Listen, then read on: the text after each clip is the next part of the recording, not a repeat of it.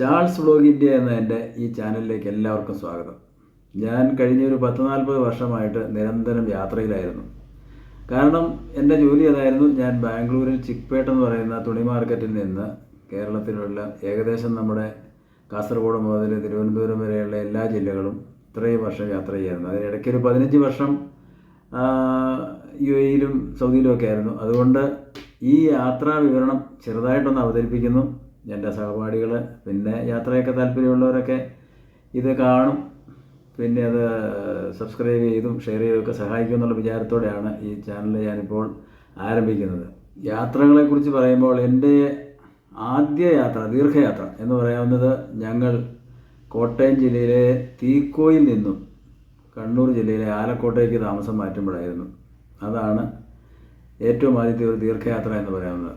അന്ന് ഞങ്ങൾ തീക്കോയിൽ നിന്ന് പോരുമ്പോൾ പള്ളിപ്പറമ്പിൽ എന്ന് പറയുന്ന ഞങ്ങളുടെ കുടുംബവും ചൊവ്വാറ്റുകുന്നേൽ എന്ന് പറഞ്ഞ ഒരു വീട്ടുപേരുള്ള ഒരു കുടുംബവും ഞങ്ങൾ ഒരുമിച്ചാണ് തീക്കോയിൽ നിന്ന് പുറപ്പെട്ടത്. ആ യാത്രയുടെ ഒരു പ്രത്യേകത, 1969 ഡിസംബർ 31 പുറപ്പെട്ട് 1970 ജനുവരി 1 ഞങ്ങൾ ആലക്കോട്ടെത്തിയത്. ആലക്കോട്ടെത്തുന്നു, പിന്നീട് ആലക്കോട് സ്കൂളിൽ ചേർന്നു. ആലക്കോട് സ്കൂളിൽ ചേർന്നതിന് ശേഷം എൻ്റെ ആദ്യ യാത്ര വൈതൽമലയ്ക്കായിരുന്നു. വൈതൽമല, ഇന്ന് കണ്ണൂരിൽ നിന്ന് വൈതൽമലയ്ക്ക് പോകുന്ന ബസ് പൈതൽമല എന്ന് എഴുതി പോകുന്നത് കാണാറുണ്ട്. അപ്പോൾ ഈ സ്ഥലത്തിൻ്റെ പേര് വൈതൽമലയാണോ പൈതൽമലയാണോ എന്ന് എനിക്കിപ്പോൾ സംശയമുണ്ട്. യഥാർത്ഥത്തിൽ വൈതൽമല എന്നാണ് അന്ന് കേട്ടിരിക്കുന്നത്.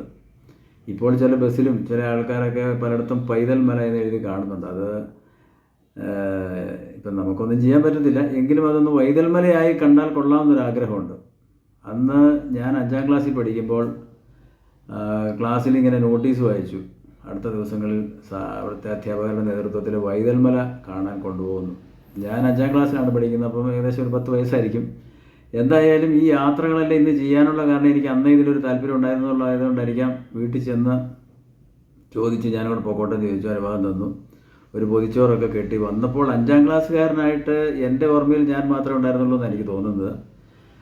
ഏതായാലും ഉണ്ടായിരുന്നു വലിയ നീണ്ട നിര. നമ്മൾ നടക്കുന്ന സാധാരണ കുറുക്ക് വഴി എന്ന് പറയുന്ന തരം വഴികളിലൂടെയാണ് പോയത്. അതായത് ഒറ്റത്തൈ കാപ്പിമല കഴിഞ്ഞിട്ട് പിന്നെയുള്ള വഴി വളരെ ദുർഘടമായിരുന്നു.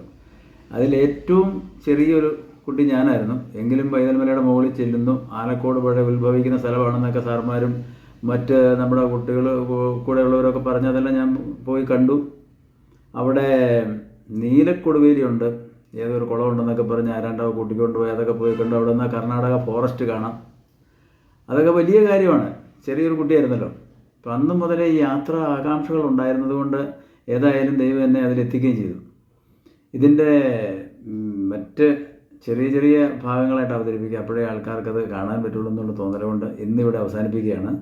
അടുത്ത യാത്ര സ്കൗട്ട് ക്യാമ്പുകളിലേക്കുള്ളതൊക്കെ ആയിരുന്നു. അപ്പോൾ സ്കൂളിൽ പഠിക്കുമ്പോഴുള്ള ചെറിയ ചെറിയ യാത്രകൾ അടുത്ത എപ്പിസോഡിൽ നമുക്ക് കണ്ടുമുട്ടാം.